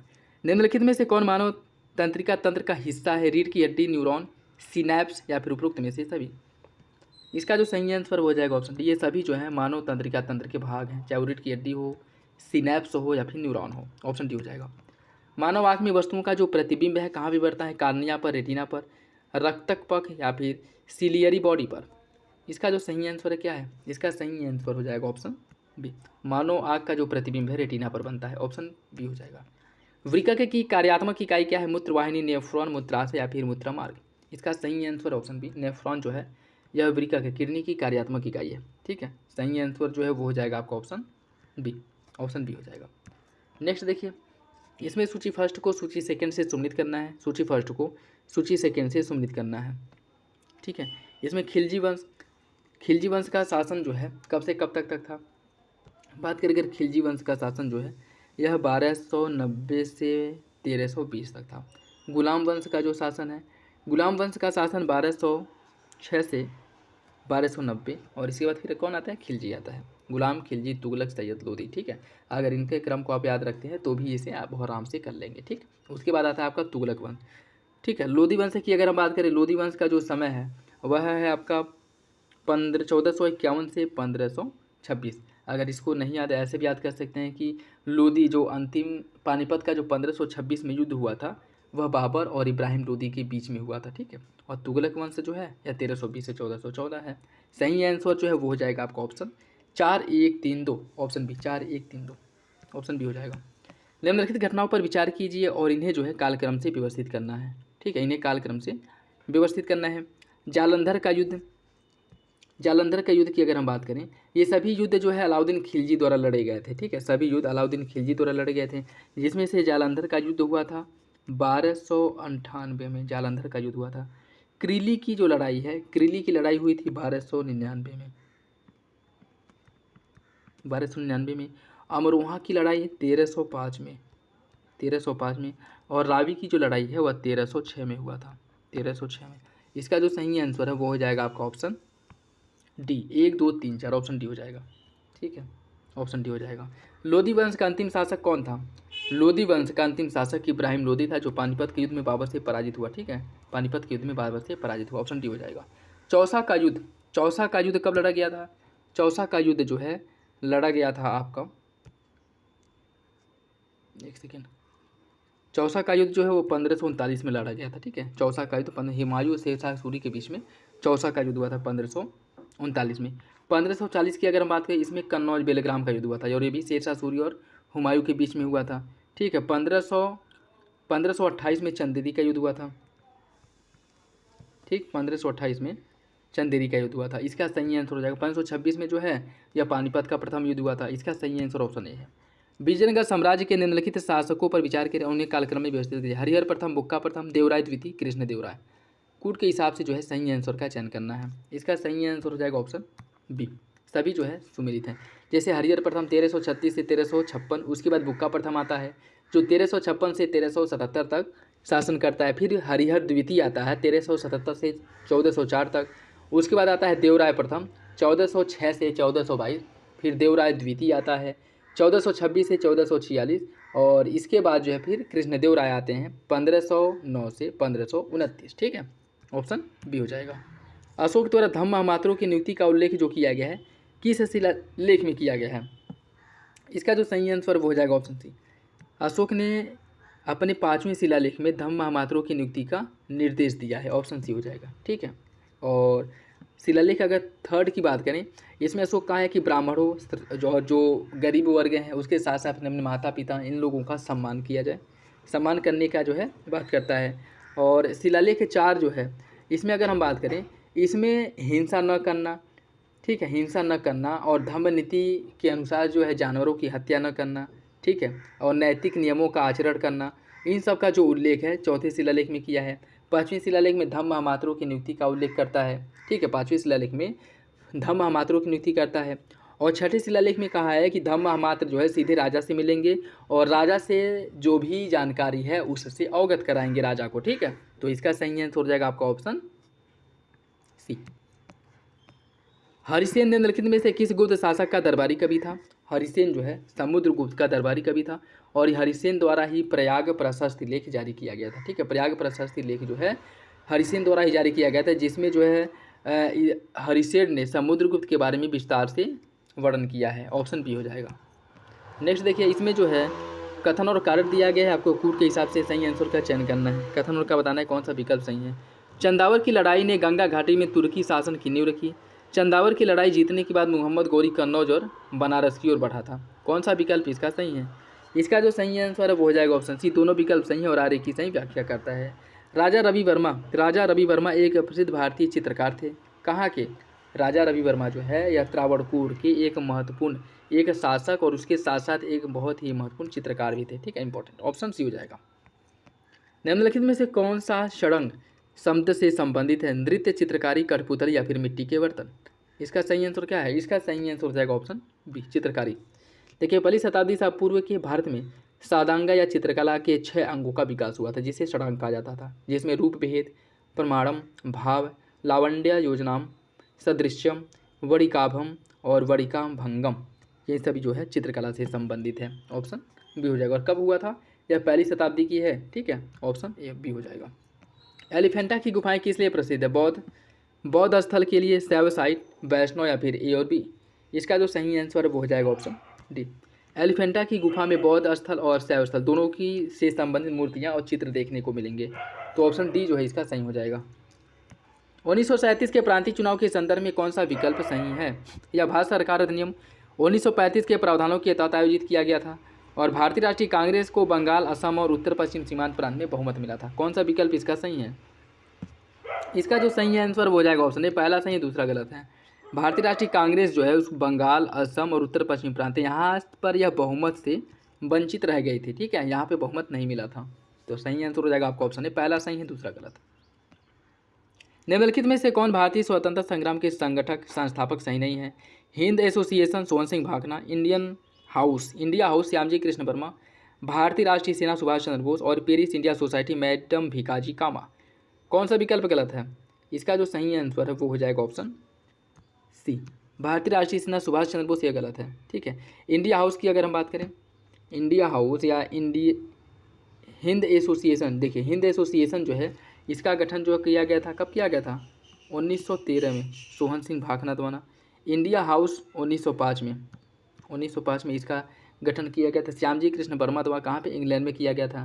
ठीक, और भारतीय राष्ट्रीय सेना का जो गठन है वो किया गया था 1942 में सोहन सिंह भाखना द्वारा। कहाँ पे किया गया था।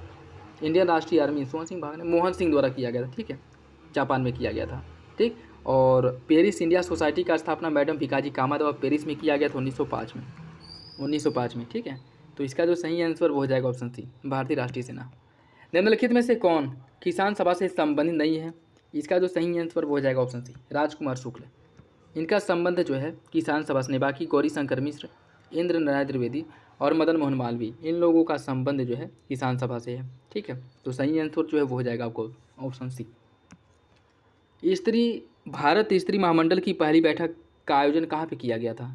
भारत स्त्री महामंडल की पहली बैठक का जो आयोजन है इलाहाबाद प्रयागराज में किया गया था। कब किया गया था 1910 में किया गया था। ठीक है, 1910 में किया गया था और सरला देवी चौधरानी द्वारा इसका जो है नेतृत्व किया गया था। ठीक है, इनके नेतृत्व में जो है इसका आयोजन हुआ था इलाहाबाद में 1910 ईस्वी में। नेक्स्ट देखिए, कुछ कांग्रेस के अधिवेशन दिए गए हैं और अध्यक्ष दिया गया है, उसे आपको सम्मिलित करना है। ठीक है, इलाहाबाद प्रयागराज कांग्रेस अधिवेशन की जो अध्यक्षता है किसके द्वारा की गई थी, विलियम बी डर्बन द्वारा। लखनऊ कांग्रेस अधिवेशन की अध्यक्षता कौन किया था। लखनऊ कांग्रेस अधिवेशन की अध्यक्षता जो है यह किया गया था आपके, देखिए इलाहाबाद प्रयागराज अधिवेशन विलियम बी डर्बन ने किया था। ठीक है, लखनऊ रमेश चंद्र दत्त ने किया था। बनारस जो है यह किया था गोपाल कृष्ण गोखले ने और कानपुर सरोजिनी नायडू ने किया था। इसका जो सही आंसर हो जाएगा 3-2-1-4 और टोटल जो है जितने भी कांग्रेस के अधिवेशन हुए हैं भारत में उसमें से 9 अधिवेशन ऐसे हैं जो उत्तर प्रदेश में हुए हैं। ठीक है, 9 अधिवेशन टोटल उत्तर प्रदेश में, तो वो भी याद रखिएगा इंपॉर्टेंट। जैसे पहला जो उत्तर प्रदेश में हुआ था 1888 इलाहाबाद में हुआ था, जिसकी अध्यक्षता जॉर्ज यूल ने की थी। 1892 भी इलाहाबाद में WC बनर्जी ने की थी। 1899 का लखनऊ में हुआ था, रमेश चंद्र दत्त ने अध्यक्षता की थी। 1905 का बनारस में हुआ था, गोपाल कृष्ण गोखले ने इसकी अध्यक्षता की थी। 1910 का इलाहाबाद में हुआ था, जिसकी अध्यक्षता विलियम बी डर्बन ने की थी। 1916 का लखनऊ में हुआ था और अंबिका चरण मजूमदार ने इसकी अध्यक्षता की थी। 1925 का कानपुर में हुआ था जिसकी अध्यक्षता सरोजिनी नायडू ने की थी। 1936 का लखनऊ में हुआ था जिसकी अध्यक्षता पंडित जवाहरलाल नेहरू ने, और 1946 का मेरठ में जिसकी अध्यक्षता JB कृपलानी ने की थी। ठीक है, तो याद रखिएगा 9 अधिवेशन ऐसे थे जो उत्तर प्रदेश में हुए थे। ऑप्शन ए हो जाएगा इसका। फराजी विद्रोह की शुरुआत कहाँ पे हुई थी? फराजी विद्रोह की शुरुआत जो है यह हुआ था पश्चिम बंगाल में, और इसके महत्वपूर्ण नेता थे हाजी शरीयतुल्लाह। हाजी शरीयतुल्लाह जो है इसके नेता थे। ऑप्शन सी हो जाएगा। निम्नलिखित में से किसने दर्पण समाचार पत्र की शुरुआत की थी? दर्पण समाचार पत्र की शुरुआत किसके द्वारा की गई थी? दर्पण समाचार पत्र की शुरुआत जो है, समाचार पत्र की शुरुआत बाल शास्त्री जाम्बेकर द्वारा इसकी शुरुआत की गई थी, और इसका पहला प्रकाशन जो किया गया था दर्पण समाचार पत्र का 1832 में किया गया था। ठीक है, ऑप्शन ए हो जाएगा। मद्रास महाजन सभा का स्थापना कब किया गया था? मद्रास महाजन सभा का जो स्थापना है यह 1884 में मद्रास महाजन सभा का स्थापना हुआ था। तो ऑप्शन बी जो है वो सही हो जाएगा। और इसका स्थापना जो है वी राघवाचारी जी, सुब्रमण्यम अय्यर, पी आनंद चालू जो है इनके द्वारा इसकी स्थापना की गई थी। ठीक है, ऑप्शन बी। देशेर कथा पुस्तक की रचना किसने किया था? देशेर कथा पुस्तक की जो रचना है वह सखाराम गणेश देउस्कर द्वारा की गई थी। ऑप्शन ए हो जाएगा। सखाराम गणेश देउस्कर द्वारा देशेर कथा की रचना की गई थी। कब की गई थी? 1904 में। डेट भी याद रखिएगा। ऑप्शन ए हो जाएगा। शिमला प्रतिनिधिमंडल का नेतृत्व किसने किया था? शिमला प्रतिनिधिमंडल का जो नेतृत्व है किसके द्वारा किया गया था? इसका नेतृत्व जो है आगा खान ने किया था, जो 1906 में हुआ था। ठीक है, और नेतृत्व किया था किसने? आगा खान ने। ऑप्शन बी हो जाएगा। मद्रास की संधि का संबंध किससे था? प्रथम आंग्ल मैसूर युद्ध। देखिए इसका सही आंसर है ऑप्शन ए। प्रथम आंग्ल मैसूर युद्ध की समाप्ति पर जो है मद्रास की संधि होता है। ठीक है, मद्रास की संधि होता है कब होता है? 1769 में। ठीक है, 1769 में मद्रास की संधि होता है जब प्रथम आंग्ल मैसूर युद्ध समाप्त होता है। द्वितीय आंग्ल मैसूर युद्ध की समाप्ति पर जो 80 से 84 तक चला, 1780 से 84 तक, इसकी समाप्ति पर मंगलौर की संधि होता है। ठीक है, मंगलौर की संधि द्वितीय आंग्ल मैसूर युद्ध। तृतीय आंग्ल मैसूर युद्ध की समाप्ति पर श्रीरंगपट्टनम की संधि होता है। कब होता है? 1792 में। और चतुर्थ आंग्ल मैसूर युद्ध के बाद टीपू सुल्तान की मृत्यु हो जाती है। ठीक है, तो ऑप्शन हो जाएगा इसका। निम्नलिखित में से किसने ईस्ट इंडिया एसोसिएशन का गठन किया था? वी राघवाचारी, KT तेलंग, दादा भाई नौरोजी या फिर वारेन हेस्टिंग्स? इसका जो सही आंसर है वो हो जाएगा ऑप्शन सी, दादा भाई नौरोजी द्वारा ईस्ट इंडिया एसोसिएशन का गठन किया गया था 1866 में। ठीक है, 1866 में इसका गठन किया गया था। तो सही आंसर जो है वो हो जाएगा आपका ऑप्शन सी। और इसका गठन कहाँ पे किया गया था? लंदन में। ये भी याद रखिएगा, लंदन में इसका गठन दादा भाई नौरोजी ने किया था। Option C. निम्नलिखित में से किसने भारतीय राष्ट्रीय कांग्रेस की अध्यक्षता निम्नलिखित में से किसने भारतीय राष्ट्रीय कांग्रेस की अध्यक्षता किसने की जिसमें गर्मपंथियों को पुनः कांग्रेस में शामिल कर लिया गया था? देखिए इसकी अध्यक्षता अंबिका चरण मजूमदार ने की थी, जो 1916 लखनऊ में हुआ था, जिसमें गर्म दल और नरम दल के बीच में समझौता हो जाता है। तो इसका जो सही आंसर है वो हो जाएगा आपका ऑप्शन बी।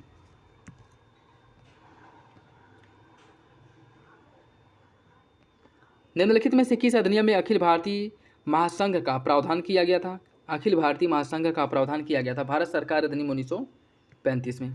भारत सरकार अधिनियम 1935 में। ठीक है, तो सही आंसर जो है वो हो जाएगा ऑप्शन सी। वाहनों में पश्च दृश्य दर्पण के रूप में देखने के लिए किस दर्पण का प्रयोग किया जाता है? पीछे का जो दृश्य है वह देखने के लिए गाड़ियों में जो पीछे के शीशे में लगाया जाता है कौन सा दर्पण लगाया जाता है?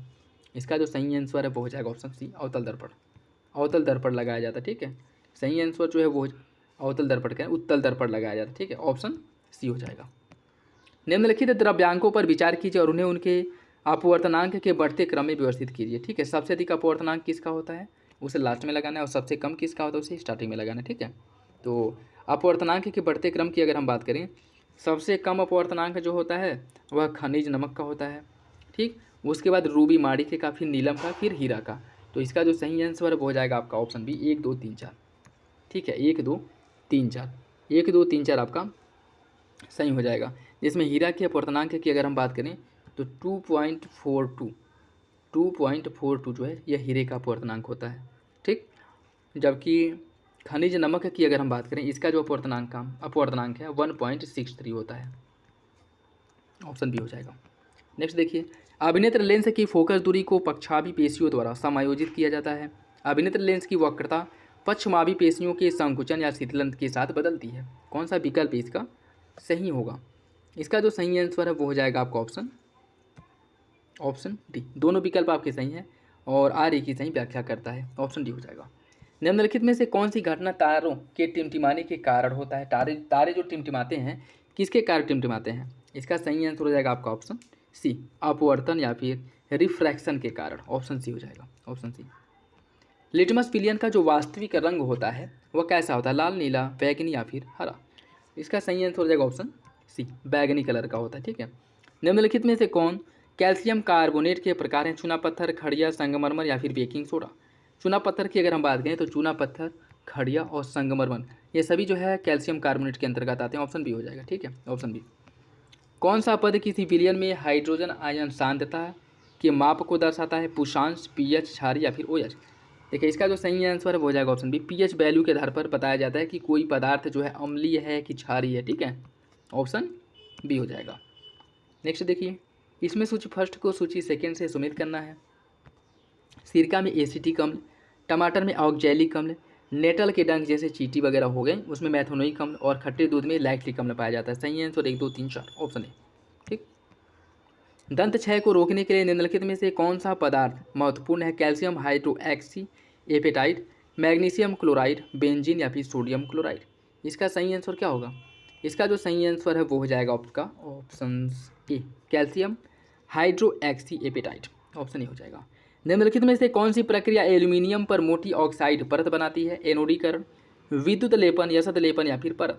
इसका सही आंसर क्या है, इसका जो सही आंसर है वो हो जाएगा आपका ऑप्शन ए, एनोडीकरण।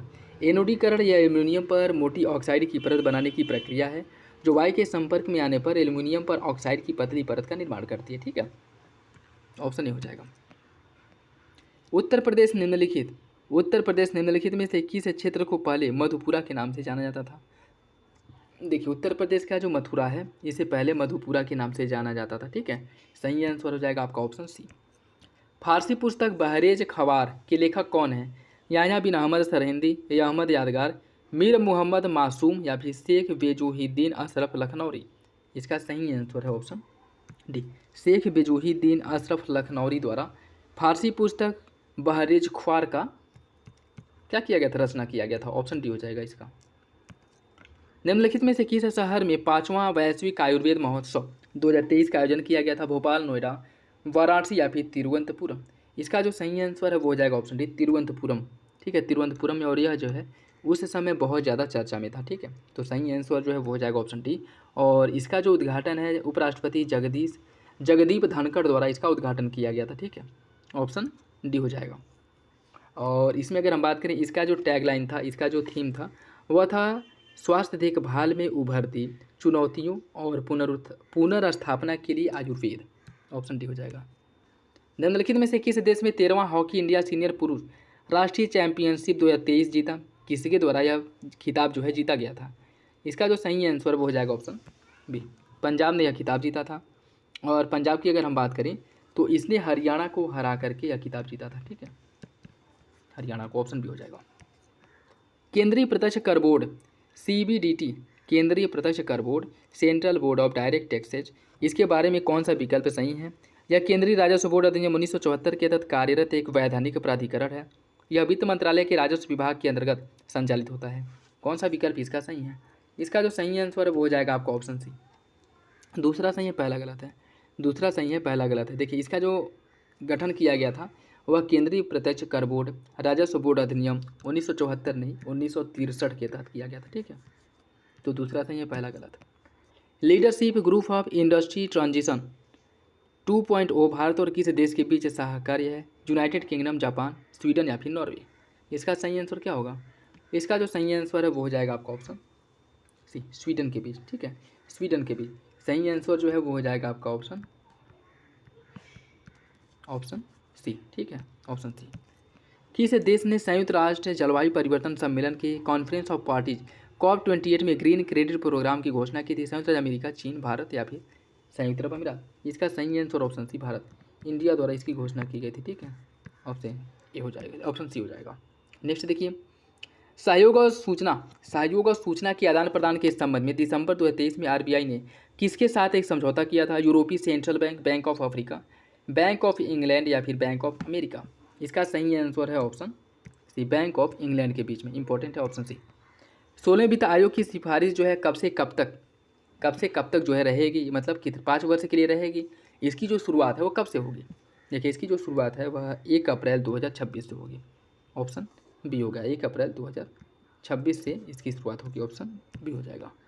निम्नलिखित में से किस संस्थान या मंत्रालय ने एम्पलीफाई 2.0 लॉन्च किया है? किस मंत्रालय द्वारा एम्पलीफाई 2.0 लॉन्च किया गया है, ये आपको बताना है।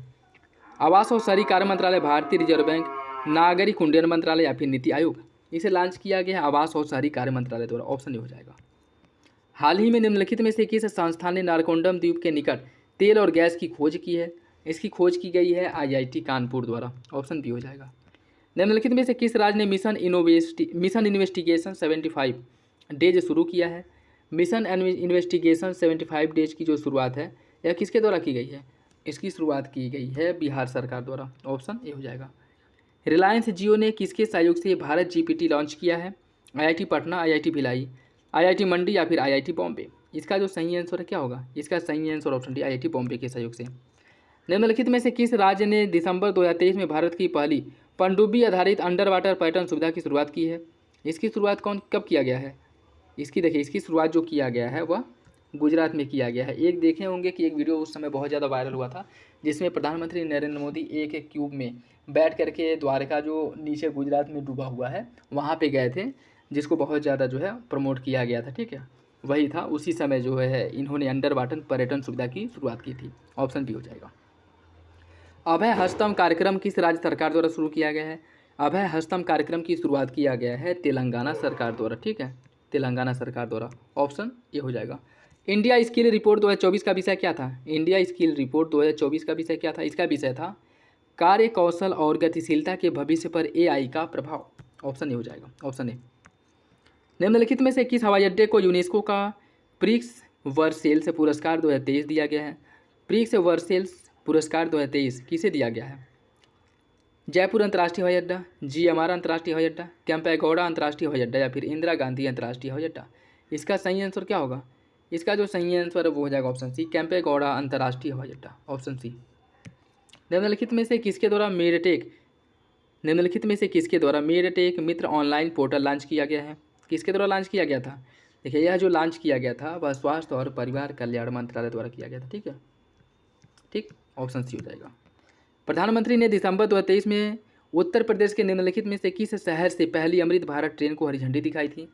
इसका जो सही आंसर हो जाएगा ऑप्शन डी, अयोध्या से। जिस समय राम मंदिर का उद्घाटन किया गया था उसी समय इसको हरी झंडी दिखाई थी इन्होंने, ऑप्शन डी हो जाएगा।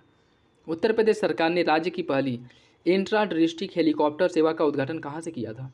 इंट्रा डिस्ट्रिक्ट जो हेलीकॉप्टर सेवा है इसका शुरुआत किया गया था आगरा से इसका शुरुआत किया गया था, ठीक है, जो आगरा के बटेश्वर से मथुरा की गोवर्धन तक इसकी शुरुआत की गई है, ठीक है, याद रखिएगा कहाँ से कहाँ तक, आगरा से मथुरा या फिर से बटेश्वर से गोवर्धन, ऑप्शन ए।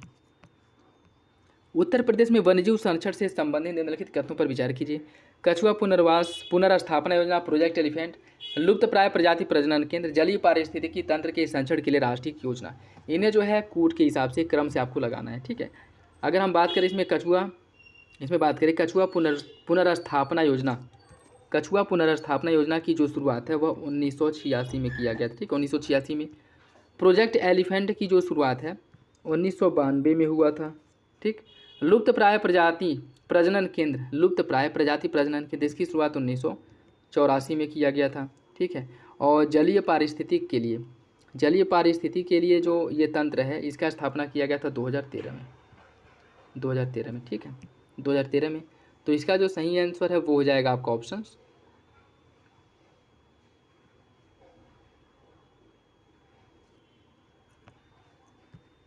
बी, 3124, ठीक है, ऑप्शन बी।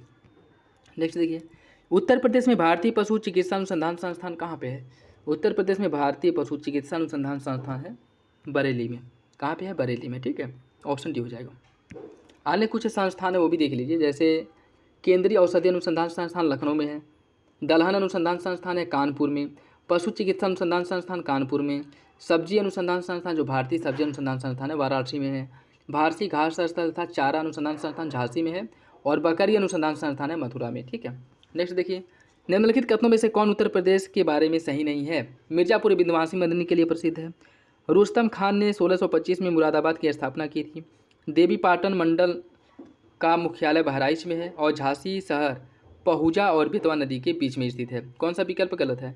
इसका जो सही आंसर है वो हो जाएगा आपका ऑप्शन सी। ठीक, ऑप्शन सी जो है वो आपका गलत हो जाएगा। ठीक है, देखिए इसमें अगर हम बात करें देवी पाटन का जो मुख्यालय है वह कहाँ पे है, गोंडा में है, गोंडा में। तो सी जो है वो गलत है। दोस्तों वीडियो अगर अच्छा लगे तो लाइक ज़रूर कर दिया करें और अपने दोस्तों साथियों के साथ वीडियो जरूर शेयर कर दें। नेक्स्ट देखिए, निम्नलिखित कथनों में से कौन सा उत्तर प्रदेश के मध्ययुगीन वास्तुकला के बारे में सही है। आगरा किले को 1983 में यूनेस्को विश्व धरोहर सूची में शामिल किया गया था। महताब बाग का निर्माण शाहजहां ने करवाया था। कौन सा विकल्प इसका सही है। इसका सही आंसर हो जाएगा ऑप्शन बी, पहला सही है दूसरा गलत है। पहला सही है दूसरा गलत है। आगरा में स्थित चारबाग परिसर में बाबर द्वारा महताब बाग का निर्माण करवाया गया था। ठीक है, महताब बाग का निर्माण जो है आगरा में बाबर ने करवाया था। कब, 1530 में। ठीक है, ऑप्शन बी हो जाएगा। निम्नलिखित गायकों में से कौन फतेहपुर सीकरी घराने से संबंधित, किसका संबंध जो है फतेहपुर सीकरी घराने से है। केसरी बाई, सैयद खान, मुनीर खातूम बेगम, गुलाम रसूल खान। देखिए इसका सही answer option C, Syed Khan और मुनीम रसूल खान, इन लोगों का संबंध जो है फतेहपुर सीकरी घराने से है। उत्तर प्रदेश हिंदी संस्थान की स्थापना कब किया गया था। उत्तर प्रदेश हिंदी संस्थान का जो स्थापना है वह 1976 में किया गया था। ठीक है, 1976 में, ऑप्शन डी। निम्नलिखित कथनों में से कौन सा विकल्प यश भारती पुरस्कार के बारे में सही है। यह शुरुआत जो है इसकी 1994 में इसकी शुरुआत की गई थी और यह केवल साहित्य और सामाजिक कार्य के क्षेत्र में दिया जाता है। कौन सा विकल्प इसका सही होगा। इसका जो सही आंसर है साथियों वो हो जाएगा आपका ऑप्शन बी, पहला सही है दूसरा गलत है। पहला सही है दूसरा आपका गलत हो जाएगा। इसकी अगर हम बात करें, यह साहित्य, सामाजिक कार्य, चिकित्सा, फिल्म, विज्ञान हो गया, पत्रकारिता, हस्तशिल्प, संस्कृति, शिक्षा, संगीत, नाटक, खेल, उद्योग, ज्योतिष वगैरह, इन सभी में उल्लेखनीय योगदान के लिए दिया जाता है। ठीक है, तो पहला सही है दूसरा गलत, और इसके अंतर्गत 11 लाख रुपए और एक प्रशस्ति पत्र जो है दिया जाता है। ठीक है, ऑप्शन बी हो जाएगा। 1998 में उत्तर प्रदेश वानिकी योजना किसकी सहायता से शुरू किया गया था। उत्तर प्रदेश वानिकी योजना की जो शुरुआत है यह विश्व बैंक की सहायता से किया गया था। ऑप्शन ए हो जाएगा। कब किया गया था, 1998 में। नेक्स्ट देखिए, इसमें सूची फर्स्ट को सूची सेकेंड से सम्मिलित करना है। सूची फर्स्ट को सूची सेकेंड से सम्मिलित करना है। ठीक है, कछुआ वन्यजीव अभयारण्य यह कहाँ पे है, यह आपके वाराणसी में है। कछुआ वन्यजीव अभयारण्य। कैमूर वन्यजीव अभयारण्य जो है कैमूर, यह मिर्ज़ापुर में है। किशनपुर वन्यजीव अभयारण्य यह है आपके लखीमपुर खीरी में, और सोहागी बरवा है महाराजगंज में। इसका जो सही आंसर है वो हो जाएगा आपका ऑप्शन सी, 2 1 4 3, ऑप्शन सी हो जाएगा 2 1 4 3। निम्नलिखित कथनों में से कौन सा विकल्प है नीम कोटेड यूरिया के बारे में सही है।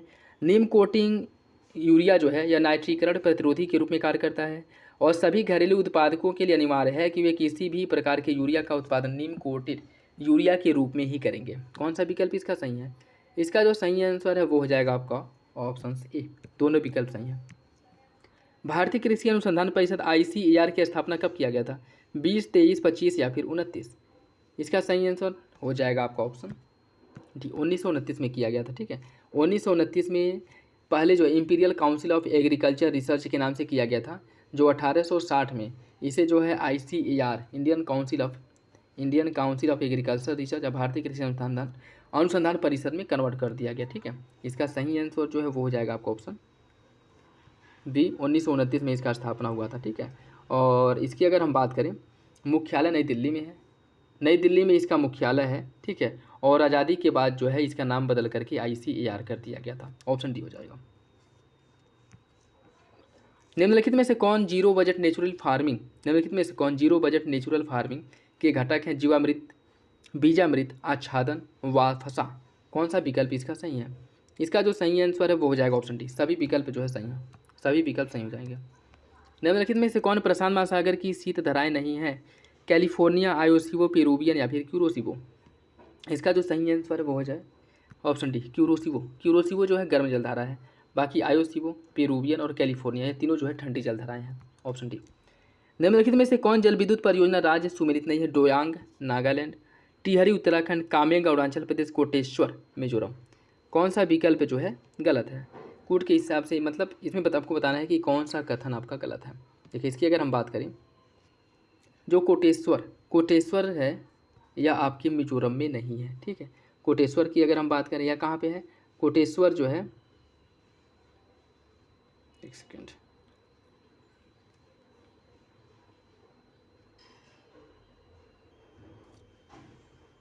कोटेश्वर जो है मिजोरम में नहीं है। ठीक है, बाकी डोयांग नागालैंड, कामेंग अरुणाचल प्रदेश, कोपिली असम और कोटेश्वर जो है आपके उत्तराखंड में, ठीक है। कोटेश्वर है उत्तराखंड में, टिहरी है उत्तराखंड में, तुइरियार जो है मिजोरम में है, पारे है अरुणाचल प्रदेश में और कोल डैम है हिमाचल प्रदेश में, ठीक। तो ये सभी जो है जल विद्युत परियोजनाएं हैं, याद रखिएगा। कोल डैम हिमाचल प्रदेश, पारे अरुणाचल प्रदेश, तुइरियल मिजोरम, टिहरी और कोटेश्वर यह दोनों उत्तराखंड, कोपिली असम, कामेंग अरुणाचल प्रदेश, डोयांग नागालैंड। ऑप्शन डी हो जाएगा।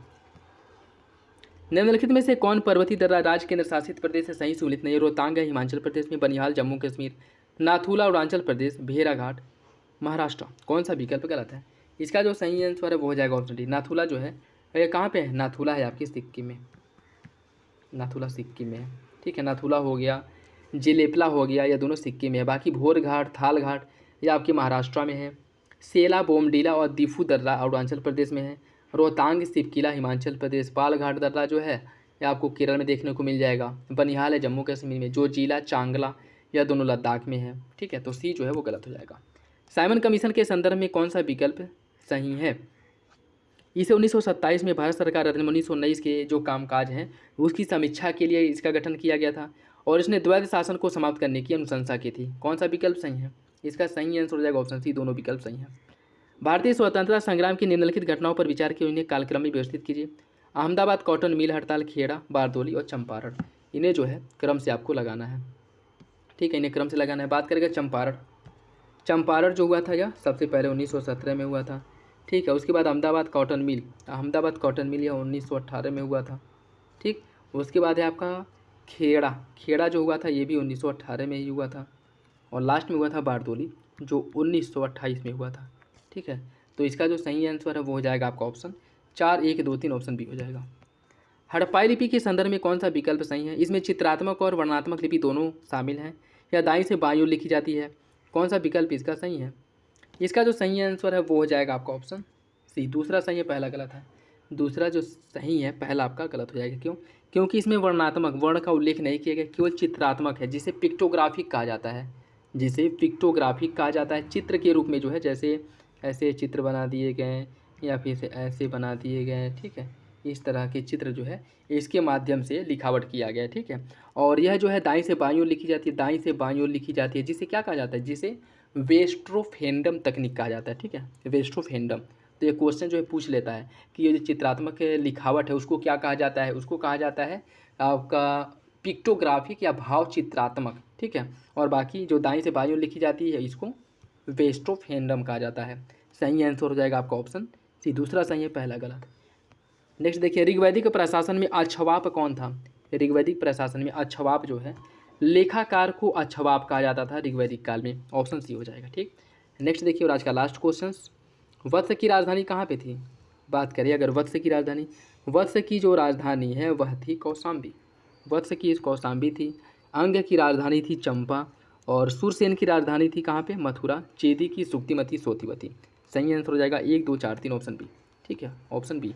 और इसके जो 16 महाजनपद हैं वो देख लीजिए इनकी राजधानियाँ, जैसे मगध की गिरिव्रज राजगृह थी, काशी की काशी, वत्स की कौशाम्बी, अंग की चंपा, कुरु का इंद्रप्रस्थ, अवंती का उज्जैनी माहिष्मति, कौशल का श्रवस्ती, सूरसेन का मथुरा, पांचाल का अहिछत्र काम्पिल्य, मत्स्य का विराटनगर, चेदी का सोथिवती, गांधार का तक्षशिला, कंबोज का पूंछा या कंबोज का राजपुर हाटक भी देखने को मिलता है, असमक प्रतिष्ठान पैठन, वज्जी वैशाली, मल्ल कुशीनारा या कुशीनगर, ठीक है।